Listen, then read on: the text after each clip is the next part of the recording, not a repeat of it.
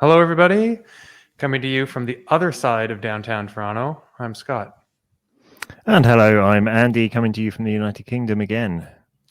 And this is the Tea and Timbits podcast, where we talk about perspectives on business development to global perspectives on business development to help you prosper. Good to see you as always, Andy. Likewise. And I feel a bit guilty sometimes when we say global perspectives, when we consider the North American and British way of doing things as the global. But I just think the the rest of the world Canadian and the British versions are fair enough. But you know, I ride my bike into the office, and I'm recording from the studio in the office today, and we're doing an earlier morning session here, and it really felt like sort of the city was waking up as I was biking into the office this morning. It was kind of neat, and I was just kind of thinking about more of the, maybe not the global perspective, but the fact that just, you know, in a big city, there's just always so much going on. I know, and I was thinking about sort of all the lives that everybody's sort of living as I'm passing them, and some people are coming into work, and some people are going home from work, and some people are coming home from the bar. It was kind of fun to feel like I was part of the city rising this morning. So anyway. Well, that's the great thing about cycling into work, though, isn't it? Is that you get that perspective. You sort of get to hear and feel and be part of it in a different way than you would being in the bubble of your car or a bus or something. You could definitely tell that, like, the cars on the road were still feeling like this is an easy moment to drive through the city. Mm-hmm. They were not yet like just resigned to the traffic and the congestion. So there was a little bit more sort of angst in the traffic flow, which I had to be aware of on the bike. Yeah. Anyway, we are going to talk this month about marketing. Last month was about account-based selling, and we touched on some marketing tactics in our last episode.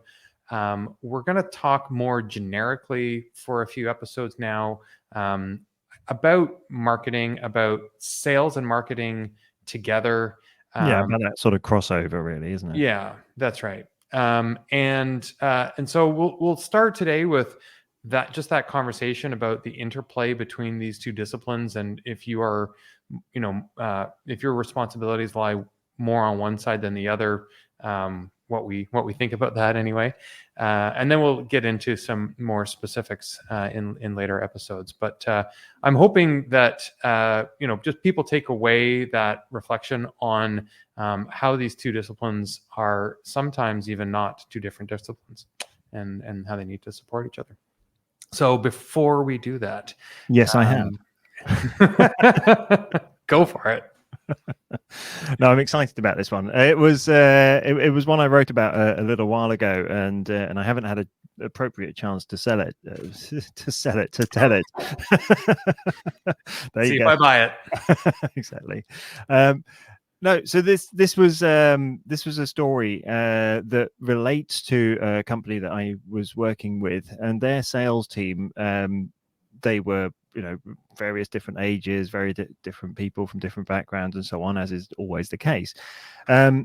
What we found, though, is that when we started looking at their personal stories and to try and you know, integrate that into the sales world, what we discovered was, for many of them in this particular company, that they had sales stories that aligned quite closely with the business culture, the business way of doing things, and so on. And so it was really easy for us to sort of bring that in and build that up, and definitely something that we'd recommend you know, other companies doing as well.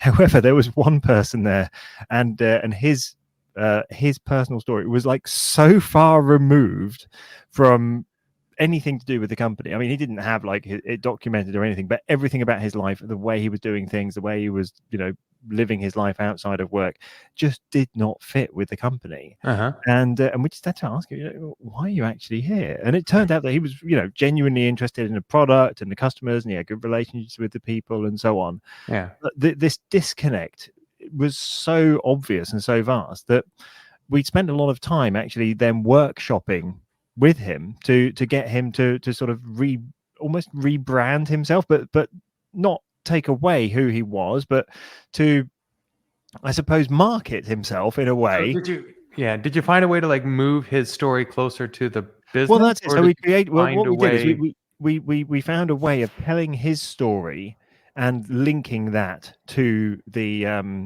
to the company story, so that there was a parallel path that could run. Because the problem is, as soon as someone started looking on his social media, they would just go, is this the same guy? Is this the guy Mhm. who called us to try and sell us this particular product, or to tell the value of this solution? It just there was such an obvious disconnect straight away as soon as you saw him. So we just tried to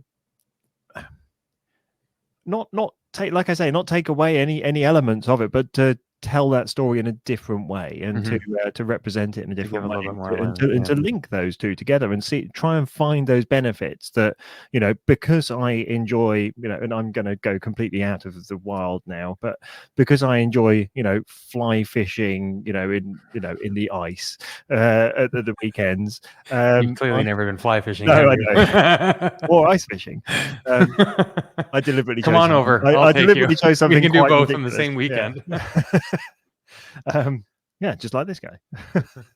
No, but let's say, he had this particular thing that was his personal hobby, and he talked about and wrote about all the time, and it was something that was so disconnected from industrial widgets that was being sold, that and I'm deliberately protecting him by avoiding this, but it was very hard to find the connection there. But we tried to create a load of stories on social media to my experience of working in industrial widgets allows me to understand when I'm fly fishing this and this, and the other way around as well. Right. So I should have got permission to tell the story in the truthful way from him, but I know that it does listen, and I don't. Yeah.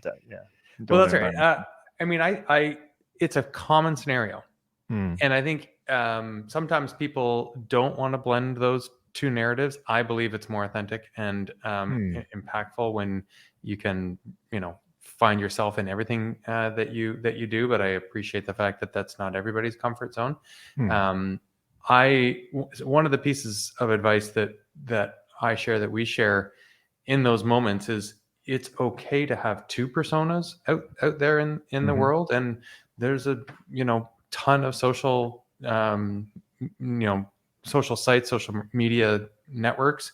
You can be your business self on LinkedIn, and you can be your personal self on Instagram, for example. And I think that those two things don't need to stand in contrast. And but I also totally am aligned with sort of the effort that you were after. It's like, at the very least, come up with a narrative that allows this person to just be a little bit more who they are in the business context, and that will translate into more confidence and more success. Yeah, I think so. And it's just, when you're deterring your customers by giving them a narrative that doesn't match with the person they've just met on the telephone or a conference, it can always be a little bit confusing. The telephone? What? Who uses the telephone? Well, hopefully everyone who listens. All right. Thank you for sharing. So as I mentioned, the topic is around sales and marketing, together, better together. I was sort of riffing on an episode title right there live. What are your thoughts on how well this gets performed, and what some of the friction points are when you do see it? Well, some do it well, some don't. Some companies have leaders who are responsible for both sales and marketing. Doesn't always work. I think people should be more specialized in their roles, and but I think the importance of sales and marketing being 100% aligned on what they're doing, and sales not going, oh well, it's marketing's job to generate leads for us, and marketing going, well, it's your job to generate business for the company so that we can talk about it, and give us some stories and give us some collateral to work with. So there's sometimes this disconnect, and it's like an us and them thing, and there's this battle, and it makes no sense. So I think in most companies it's really important to have the sales and marketing team sitting together.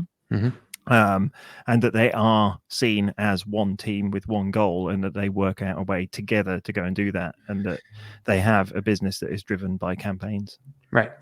Yes. So, okay. So I have two thoughts on this, and sort of like one from each perspective here. So, From a sales perspective, if you are just expecting marketing to hand you leads, then it's not going to work as effectively as if there's a collaboration between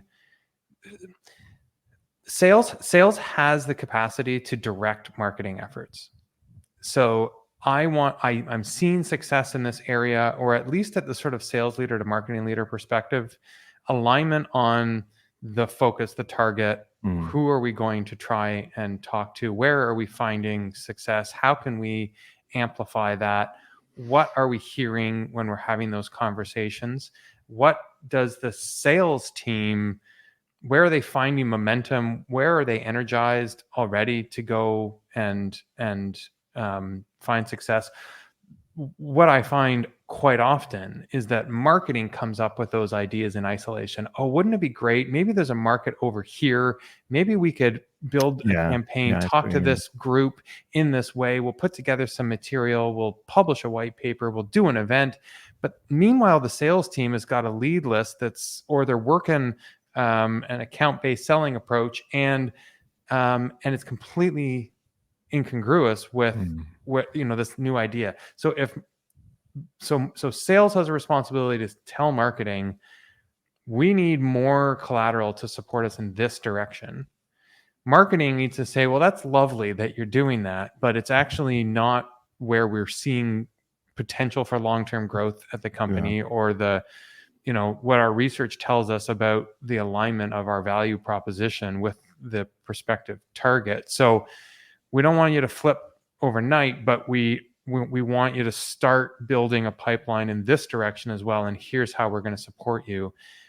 Just far too often I've seen independent, well-intentioned, if we build it, they're going to be excited by this collateral and take it forward.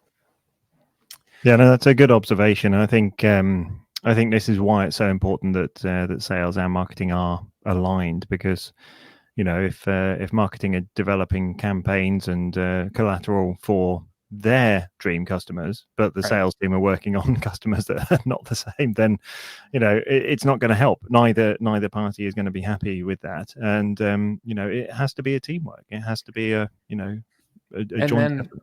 On the marketing side, you are doing yourself a disservice if you do not connect with frontline sales folks. If you've never sat in on a sales call, if you've never spent time prospecting, you are leaving so much impact on the table. Absolutely. So understanding, it's one thing to get research done and build personas of target market and ideal customer profiles, but you never get to sit in front of an ideal customer. You're looking for somebody that comes as close to that ideal as possible, but there's always a deviation of some sort. And if you can't appreciate that and allow for some amount of variation and flexibility in the content, the campaign, and whatnot. Now, I think every marketer hearing what I just said will say, well, listen, that's up to the salesperson. We're just giving them tools and a framework. But I honestly believe if so much more effectiveness could come out of the engagement if marketers spent more time riding shotgun for a little while. Oh, absolutely. It's something I always encourage with the companies I work with as well. Both the marketing, which I see as the very beginning of the process, and the customer service, which I see as the other end of the process. I think they're all important people who need to be involved in the sales process at some point, and actually out there meeting the customers, understanding the sort of things that they're asking, seeing who they are, and having a face to it as well. Because the customer service people, they often get a lot of crap from customers who when things go wrong and stuff. But that's very different, and people treat people differently if they've met them face to face and if they know them in person. And it takes away some of those rather hateful discussions that can sometimes go on. And I think it's the same with the marketing, as you say, because it's very fun to do marketing, and it's very easy to get carried away. creating content, developing things, and feeling doing good all about of that sort of your efforts and your work. absolutely, and going, oh, they're going to love this. The customer's going to love this. Yeah. But if you've never actually spoken to a customer, then how would you know? Yeah, and it's all about meeting them where they are, right? And you might have a wonderful product that solves tough problems and unlocks opportunity. But I tell you, if you come into an organization and they just finished some other software implementation, or they've just gone through some sort of internal reorganization or whatnot, it doesn't matter, right? Like, so it's a priority for obviously it's a big pain point and they're going to take a look, but there's so many other factors that are being considered here. So anyway, yeah. No, but it's spot on. I think we can go around having the same conversation a few times, because there's a lot of people out there who can really benefit from understanding the importance of the crossover with leaders as well as people in these departments, because if you're working in that department, then reach out to your sales colleagues, or if you're a sales colleague, reach out to your marketing department and take them with you, and go. Well, I also think customers, like when you're doing sales check-ins, when you're doing pipeline reviews, you need somebody from marketing in that meeting. Oh yeah, that's what I'm saying. I mean, it should be one team. I don't believe it should be two different teams. I think if if the you're working together, where's the campaign? Then, absolutely. And I also think like it has value to get obviously this kind of collaboration going inside the business for all kinds of other reasons: operations, product, road mapping, all the rest. But I think so as I was saying, it's like, well, there's all kinds of occasions where even like the product architects and or designers or solution consultants need to understand, what are we even saying up front, because if it's not aligned with the way that we do what we do, you've just made my congratulations on the sale, but I don't want to work it. So it's a general broader concept. I think it's also common sense, but hopefully if I'm going to sort of summarize the conversation at this point, and it's what I said off the top, if you're in one of these kinds of roles and you haven't had good collaborative interactions with your counterparts, whether that's in sales or marketing, think about what you can do to initiate that. And you may think, well, my leadership doesn't do that, and I'm kind of stuck until they wake up to this realization. I mean, besides sending them this podcast episode, which you should definitely do, by the way. Yeah. take the initiative to reach out to a colleague that's sort of at a parallel level and on the other side, and just get going. Exactly. A question for you, Scott. Do you think there's a value in people taking on a crossover role? So, for example, a salesperson having more marketing responsibilities, or a marketing person having an element of sales responsibility in their role? Well, I definitely think that you cannot be an effective business development person, an effective sales producer, if you don't understand and have your own marketing skills. And so in that respect, I mean, in my business, absolutely, maybe not if you're selling something else, but you need to understand marketing as well as sales. And I think that is very apparent in the sales role.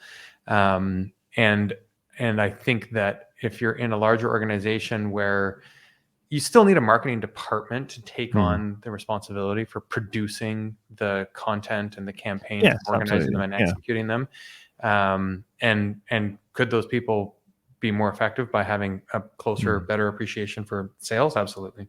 Yeah. I mean, if I just think about myself personally, I understand marketing. I know what needs to be done, and I've got a good eye for it, but I have no skills in doing it myself, so you introduced me in to the execution. Exactly. So Photoshop, Canva, things like that. I usually have a team of people who actually produce the stuff, but I know what it should be. I know how to look at it. I know where to put it. I know what to do with it. Yeah. I just don't have the skills myself to do it. And that's fine. Right. But as you say, I think having that knowledge is very important. Having that, Right. you know, and it's the same for the marketing people. We're not saying that they have to have the sales skills to be able to go out there and, you know, pick up the phone, cold call someone and, you know, close a deal and negotiate a contract. But what they should be able to do is understand that process. Right. Yeah. I agree. Thank you. Cool. All right. Well, I think that brings us to the end of our episode and our conversation. Thanks as always, Andy. And if you are out there listening and want to know how to get in touch with us and see our catalog of back episodes and share this with your manager and all your friends, please go to tandtimbits.com. And we look forward to catching up on our inbox. Thank you Thanks, very much, Andy. Scott.